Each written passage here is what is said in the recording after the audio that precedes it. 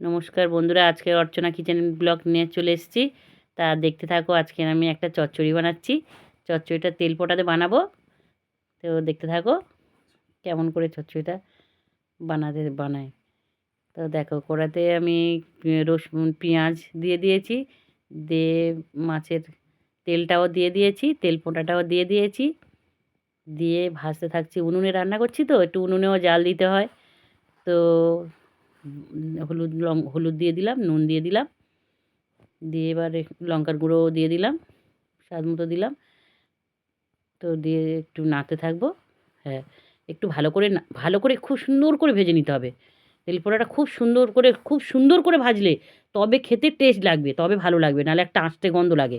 খুবই সুন্দর লাগে খেতে। আর ওইটা ভাজাটা কম হলে তখন একটু গন্ধ লাগে, কিন্তু ভাজাটা খুব ভালো করে নিলে একদমই গন্ধ লাগবে না, খুবই সুন্দর লাগে। এই চচ্চড়িটা খেতে খুব ভালো লাগে। তো আমি অল্প করে পালং শাক দিয়েছি, বেগুন দিয়েছি। তো সব কিছু সবজি কেটে রেখেছি। এটা দেখো ভালো করে ভেজে নিচ্ছি, কীরকম তেল ছেড়েছে দেখো। ভালো করে দেখে নাও, কত সুন্দর কালারটা এসছে, তেল ছেড়েছে কত সুন্দর। ভাজা ভাজা হয়ে গেছে দেখো। এবার আমি সবজিটা কেটে রেখেছিলাম, সবজিটা এবার ওর মধ্যে দিচ্ছি। অল্প করে পালং শাক নিয়েছি, বেগুন দিয়েছি, আলু দিয়েছি, দিয়ে সব রকম দিয়ে চচ্চড়িটা বানাচ্ছি। তো চচ্চড়িটা এই সময় খেতেও খুব ভালো লাগে। এই বেশি মতো লাগছে কিন্তু কম হয়ে যাবে। একটু শাক আছে, তো শাক সবজি আছে। আর শাক সবজি একটু ঠান্ডার সময় খেলে খুব ভালো। তো এরকম করে আপনারা বানিয়ে খাবেন, খুবই ভালো লাগবে খেতে। তো আমি সব কিছু কেটে রেখেছিলাম, একটু দিয়ে দিচ্ছি সব মিক্সড করে। সব কিছু মিক্সড দিয়েছি। এতে আবার একটা মূলোও দিয়েছি, সাদা মূলো একটা কেটে দিয়েছি। খুব সুন্দর লাগবে খেতে। তো আপনারা এরকম করে বানিয়ে খাবেন, খুব ভালো লাগবে।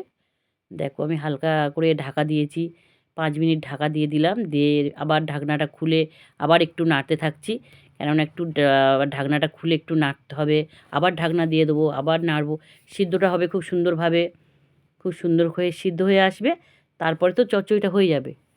তো উনুনেও জাল দিতে হচ্ছে, আবার ঢাকনাটা দিয়ে দিলাম। তো দেখো চচ্চড়িটা আমার হয়ে এসছে। একদম কালারটা দেখো, খুব সুন্দর কালার এসছে। মানে চচ্চড়িটা একদম হয়ে এসছে। এবার উনুনে রান্না করছি তো ধোঁয়া একটু হচ্ছে।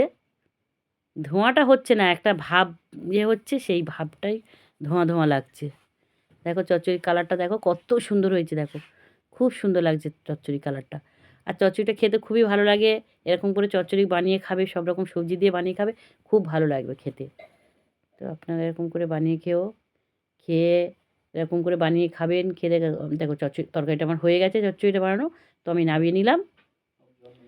একদম শুকনো করে করেছি, একদম শুকনো, খুব সুন্দর একদম শুকনো শুকনো করে বানিয়েছি। শুকনো করে বানালে তবে ভালো লাগে। তো খেয়ে দেখে একটা লাইক করো, কমেন্ট করো, শেয়ার করো।